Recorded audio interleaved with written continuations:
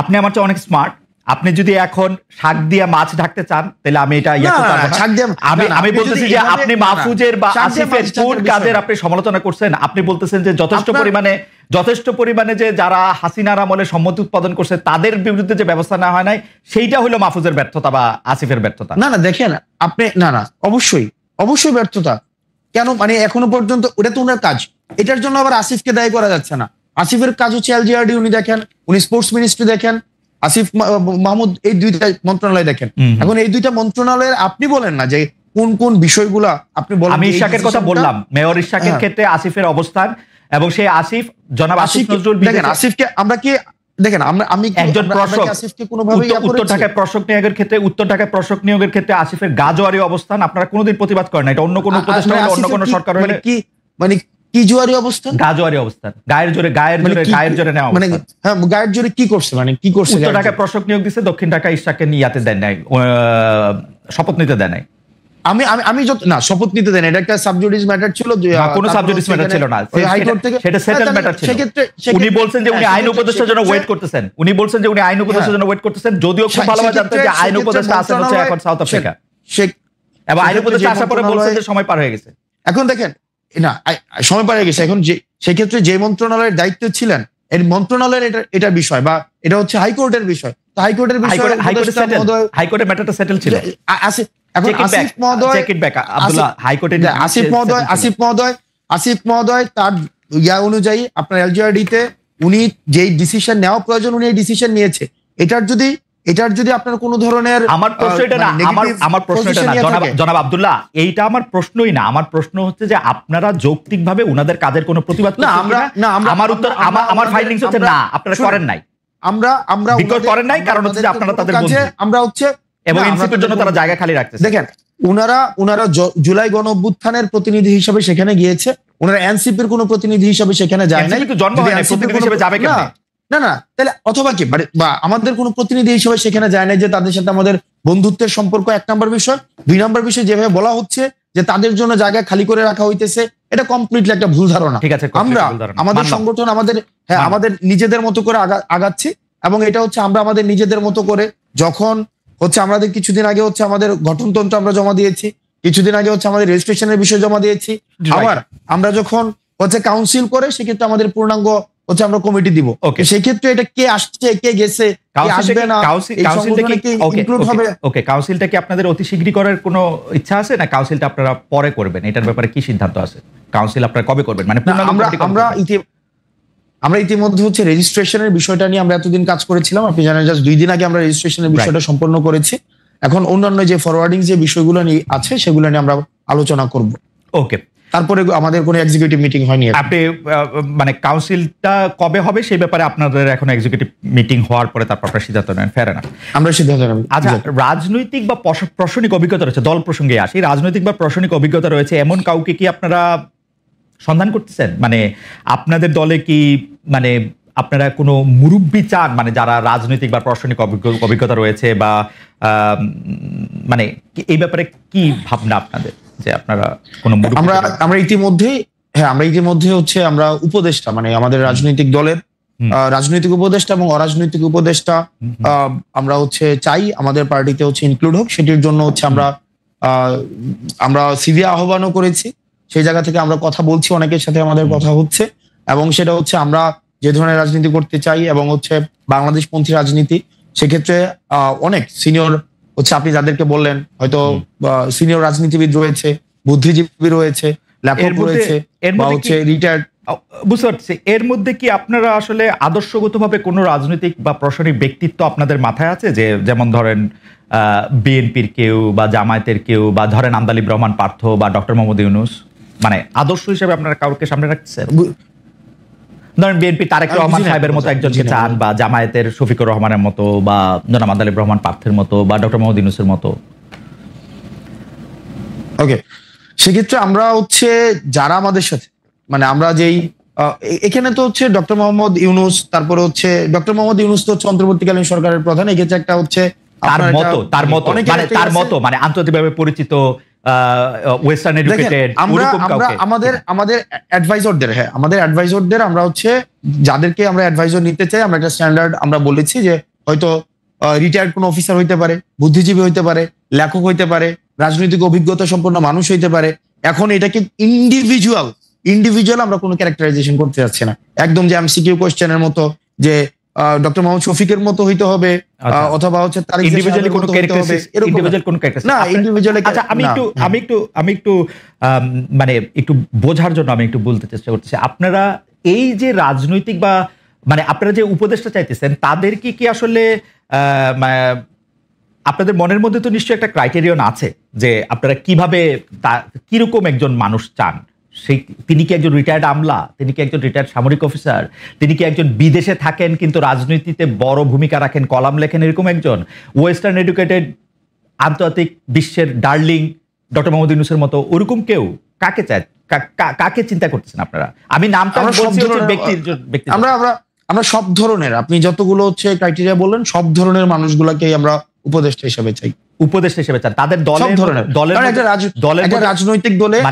একটা রাজনৈতিক দলে সব ধরনের লোকদের, যে বিভিন্ন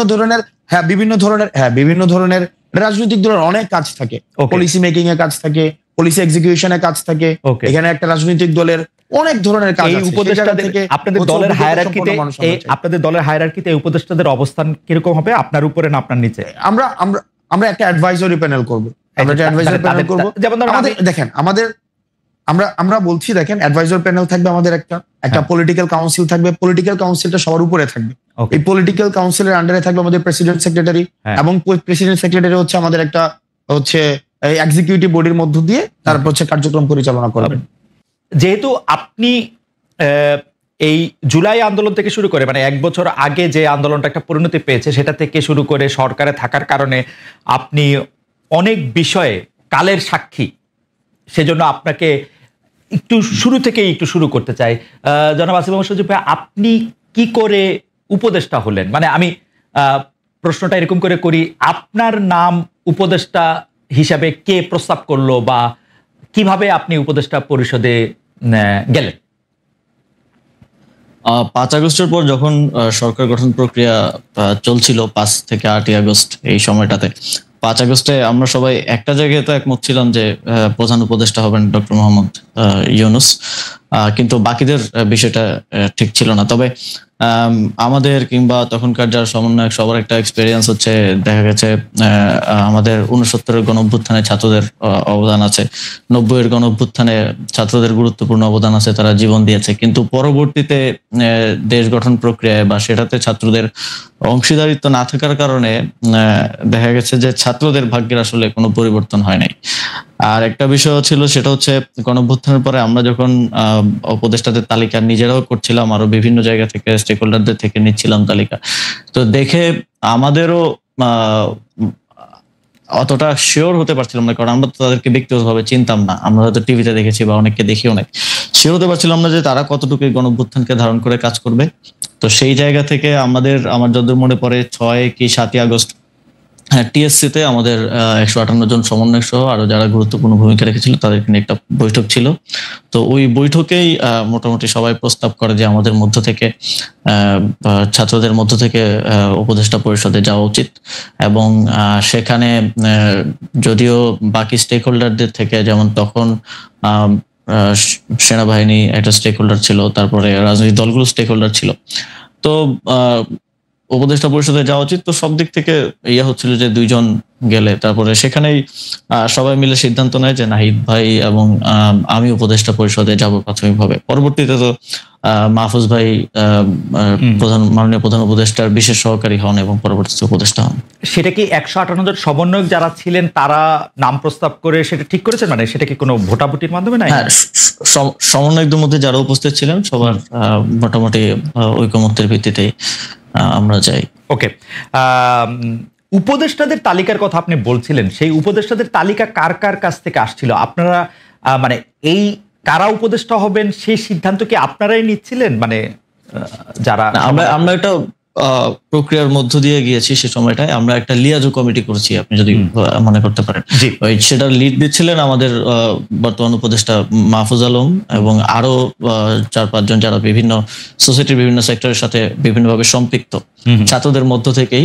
তো ওনারা মিলেই বিভিন্ন স্টেক হোল্ডারদের সাথে, যেমন বিএনপির সাথে আলোচনা হয়েছে উপদেষ্টা পরিষদ নিয়ে, আমাদের মাননীয় প্রধান উপদেষ্টা ডক্টর মোহাম্মদ ইউনূস স্যার একটা লিস্ট পাঠিয়েছিলেন আমাদের কাছে, সেখান থেকে ইনক্লুড হয়েছে, স্যার নিজে অনেক ইনক্লুড করেছেন।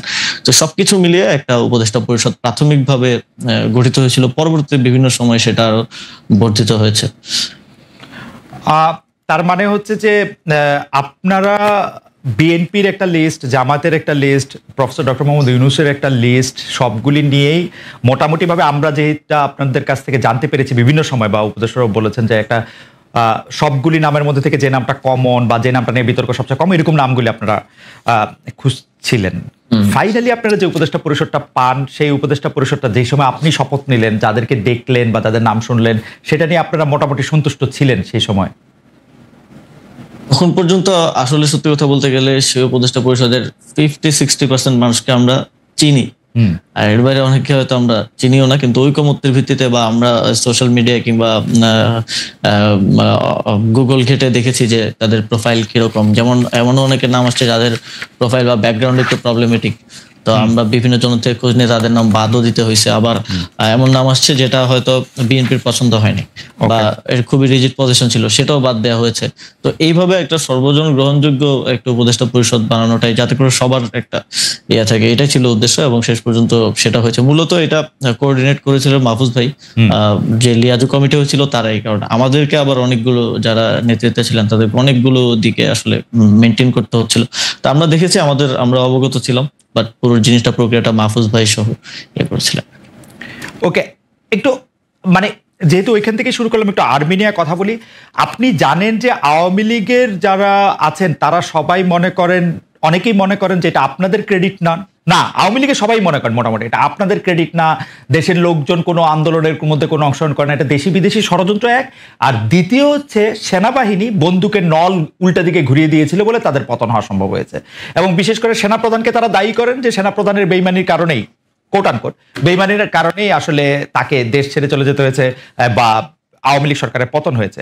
কিন্তু সেই সেনাপ্রধানের ব্যাপারে আপনার বক্তব্য, যেমন আপনি বলেছিলেন যে বুকে পাথর জমা রেখে তিনি ডক্টর মোহাম্মদ ইউনূসকে আসতে বলেছিলেন, বা সেনাপ্রধান ওয়াকার সাহেবকে সরানোর ক্ষেত্রে আপনাদের সাবেক সহযোদ্ধা বর্তমানে এনসিপির নেতা জনাব হাসনাত আবদুল্লাহর কিছু কথা, সেই সবগুলি বিষয় আপনার সাথে সেনাবাহিনীর সম্পর্ক বা সরকারের সাথে সেনাবাহিনীর সম্পর্ক খারাপ করেছে কিনা, বা সরকারের সাথে সেনাবাহিনীর সম্পর্ক আলাদা কোনো কিছু কিনা, নাকি সেনাবাহিনী একটা ডিসিপ্লিন, মানে এটা একটু আপনার কাছে একটু জানতে চাই।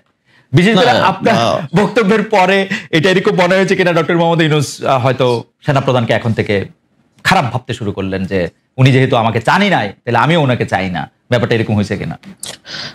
সেনাবাহিনীর সাথে সরকারের কিংবা আমাদের তো কোনো বিরোধ নেই সেনাবাহিনীর সাথে, বরং আমরা মনে করি যে 5ই আগস্টের এবং এর পূর্ববর্তী গণঅভ্যুত্থানের সময়টাতে জুনিয়র অফিসার সহ যারা আছেন তাদের একটা চাপ ছিল যে তারা কোনোভাবেই গুলি করবেন না। সেটা বিভিন্ন মাধ্যমে আমরা দেখেছি, দরবার হলের মিটিং এর ইনফরমেশন লিক হয়েছে, সেখানে আমরা দেখেছি। তো তাদের এই অবদানকে অবশ্যই আমরা স্বীকার করি। তবে কিছু একটা জায়গায় আমার মনে হয় যে জায়গাটায় কনফ্লিক্ট, সেটা হচ্ছে আওয়ামী লীগের প্রশ্নে, যেটা আমাদের যেই সরকার গঠনের উদ্দেশ্যে 6 তারিখ বঙ্গভবনে যে বৈঠক হয় 3 বাহিনী প্রধান এবং রাষ্ট্রপতির সাথে, সে সময়কার আমি আগে একটু বলে নিই, কারণ এর আগে যখন কথা বলছি সবাই অনেকে বলতেছিল যে আমার শপথ ভঙ্গ হয়েছে। আমার শপথ গ্রহণ হয়েছে 8ই আগস্ট। 8ই আগস্টের পূর্বের যে কোনো সময়কার বক্তব্য আমার শপথের মধ্যে ইনক্লুডেড হবে না। 8ই আগস্টের পরবর্তী যদি কোনো আমি রাষ্ট্রীয় গোপন তথ্য পাবলিক করি, তা সেক্ষেত্রে আমার শপথ ভঙ্গ হতে পারে। তো গোপনীয়তা শপথ ভঙ্গ হওয়ার বিষয়টা অনেকে বলেছে। তো সেই মিটিংটা ছিল 6 আগস্ট, সরকার গঠন প্রক্রিয়া আমরা যখন ইয়াতে আলোচনা করি।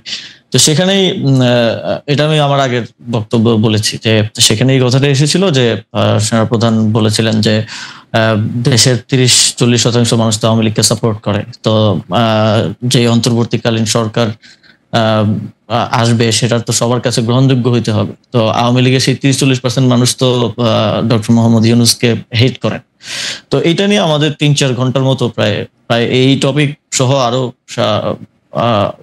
প্রাসঙ্গিক অন্যান্য টপিক ছিল, বাট এটাই ছিল মূল টপিক। 4 ঘন্টার মতো সম্ভবত বৈঠক হয়েছিল। সেখানে আমরা 4 জন ছিলাম। বাইরে ছিলেন তখন আসিফ নজরুল স্যার ছিলেন, তানজিমউদ্দিন স্যার ছিলেন ঢাকা বিশ্ববিদ্যালয়ের, আরো সমন্বয়করা ছিলেন। ভেতরে আমরা 4 জন ছিলাম, আমি, নাসিরউদ্দিন পাটোয়ারি ভাই, মাহফুজ আলম ভাই আর নাহিদ ইসলাম। তো